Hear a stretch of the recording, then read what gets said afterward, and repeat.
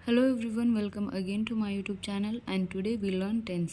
सो आज हम सीखेंगे टेंस सीखेंगे जिसे हम हिंदी में काल बोलते हैं, जैसे कि भूतकाल, भविष्यकाल, वर्तमान काल। उसी तरह इंग्लिश में भी टेंसेस होते हैं।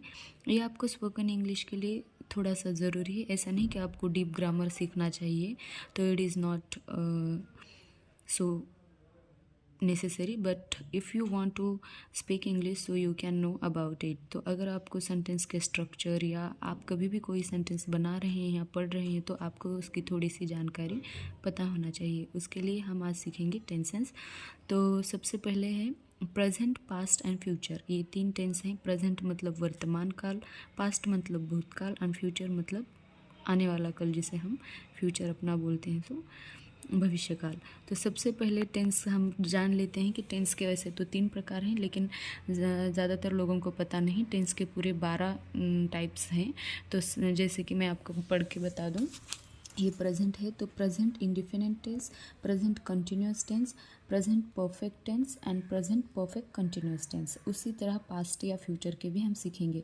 पास्ट का भी हम लेंगे, past indefinite tense, past continuous tense, past perfect tense and past perfect continuous tense.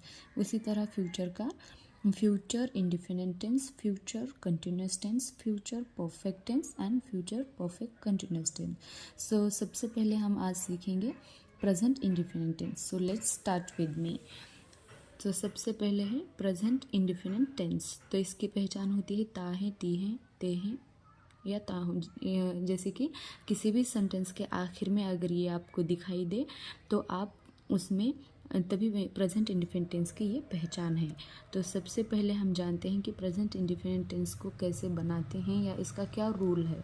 तो अफर्मेटिव सेंटेंस में अफर्मेटिव, नेगेटिव और इंट्रोगेटिव आपको पता होना चाहिए। अफर्मेटिव सेंटेंस हम उसे कहते हैं जिसमें ना, नहीं इस शब्द का उपयोग नहीं होता।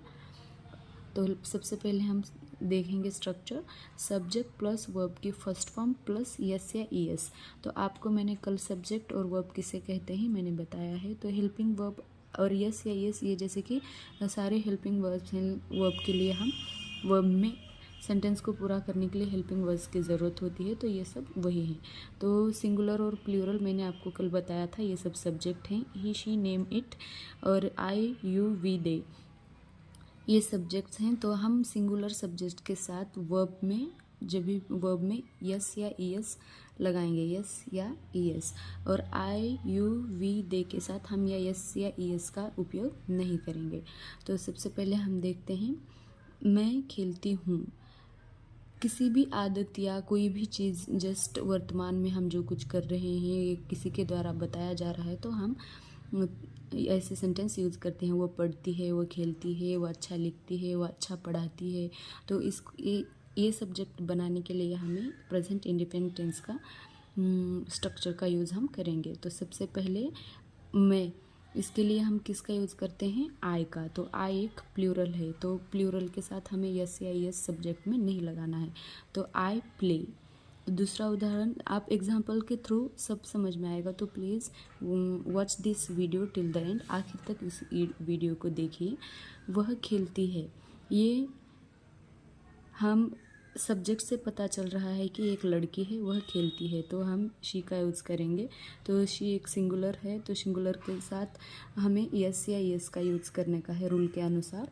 तो शी प्लेज। तो ये दो सेंटेंस में क्या डिफरेंस है, आई के साथ हमने नहीं यूज़ किया क्योंकि ये प्लूरल है, तो प्लूरल के साथ हमें यूज़ नहीं करना है।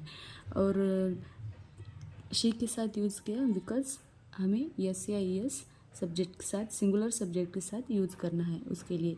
और सेंटेंस हम देखते हैं, रीमा आम खाती है। Reema eats mango. Because Reema एक लड़की का नाम है और नेम के साथ हम यस या यस का यूज़ करते हैं। तो रीमा ईट्स मैंगो। और हम आम खाते हैं, हम एक क्या है, ये प्लूरल है। वी मतलब हम एक से ज़्यादा लोग, ये अनेक वचन है, इसके लिए हम आम खाते हैं, वी ईट मैंगो। यहाँ पर यस या यस का यूज़ नहीं होगा। उसके बाद है मैं स्कूल जाती हूँ, आई गो टू स्कूल। आई के साथ गो, यहाँ पे वर्ब में यस नहीं लगेगा। वह स्कूल जाती है, वह एक लड़की है, इसके लिए she goes to school, GOES। Goes to school, और मैं सोती हूँ आई स्लीप। तो आपको और एक इसमें चीज़ आपको ऐड करनी है, जब भी ई एस, तो आप सोचेंगे यस हम हर चीज़ के लिए लगा रहे हैं, तो ई एस का यूज़ कहाँ पे करेंगे? जब भी सेंटेंस में ओ एक्स डबल वर्ब में, जब भी वर्ब के लास्ट में O X double S C H S H आए तो हम ई एस का यूज़ करते हैं। जैसे कि मैंने आपको यहाँ पर एक सेंटेंस दिया है, वह स्कूल जाती है, शी गो, आप यहाँ पर सिर्फ यस लगा सकते थे, जैसे कि she goes to school, but E S because verb के लास्ट में यहाँ पर ओ है, इसके लिए शी गोज़ टू स्कूल।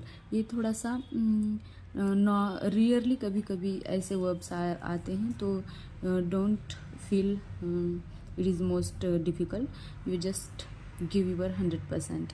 आपको सिर्फ प्रैक्टिस करनी है और आप बहुत आसानी से सीखेंगे। और सबसे मुश्किल मुझे ये प्रेजेंट टेंस ही लगता है, बिकॉज बाकी के टेंस आप जब सीखेंगे तो बहुत ईजी और बहुत ही ईजी से आपके दिमाग में बैठ जाएंगे। मैं सोती हूँ, आई स्लीप। आप सोचते होंगे कि ये प्लूरल कैसा है, बिकॉज ये तो एक ही है, लेकिन इंग्लिश के रूल में, ग्रामर रूल में ऐसा ही है, आई को आप एज अ प्लूरल यूज़ कर सकते हैं, अनेक वचन में ही माना जाता है। और रीमा सोती है, रीमा मतलब ये एक नाम है, तो रीमा स्लीप्स, रीमा स्लीप्स। तो आपको सिर्फ वर्ब में यस लगाना है।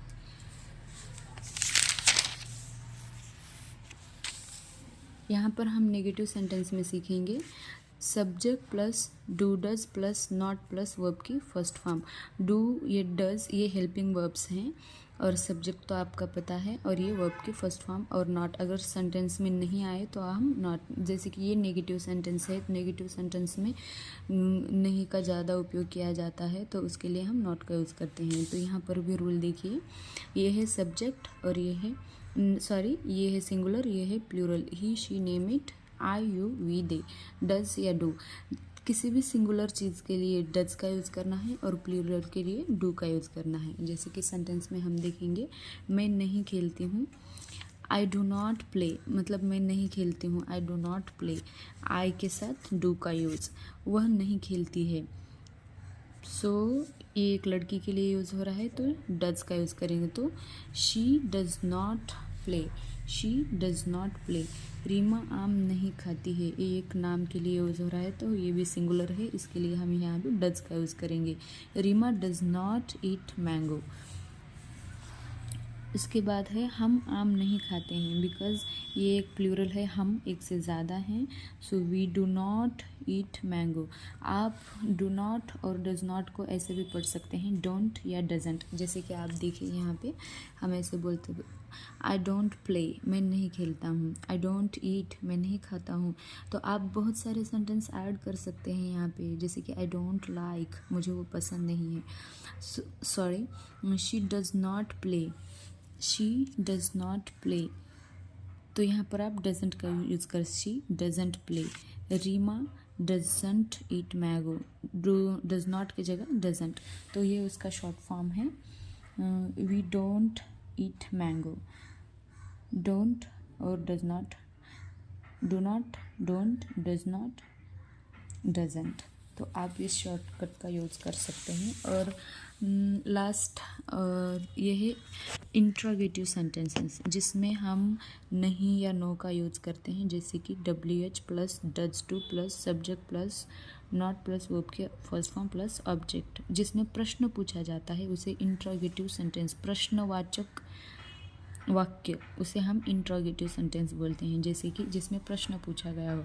अब हम देखते हैं एग्जांपल से, क्या मैं खेलती हूँ, तो आप do I play, do I play, because यहाँ पर आप सोचते होंगे लड़के ही, लेकिन डू का यूज़ क्यों किया, लेकिन आई, मैं हूँ, इसके लिए हमने यहाँ पर सीखा है कि आई यू वी दे के साथ डू का यूज़ करते हैं। तो क्या मैं खेलती हूँ, डू आई प्ले, क्या वह खेलती है, does she play.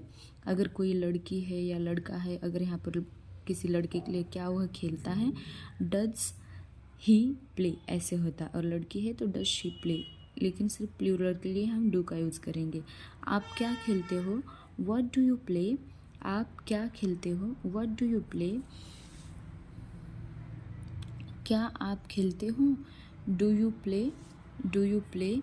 So you can use do with the plural and singular के साथ डज का यूज़। तो आज हमने यही सीखा। तो प्लीज़, आपको ये बहुत डिफ़िकल्ट लगता होगा, लेकिन जब आप अपना थोड़ा सा वक्त इसे देंगे या आप प्रैक्टिस करने की कोशिश करेंगे, so it is not most difficult. ये बहुत मुश्किल नहीं है। तो आपको थोड़ा सा सीखना चाहिए, थोड़ी सी प्रैक्टिस करनी चाहिए। So definitely you can do this all things. So if you like my video, so please like, share, comment and don't forget to subscribe my channel. Thanks for watching.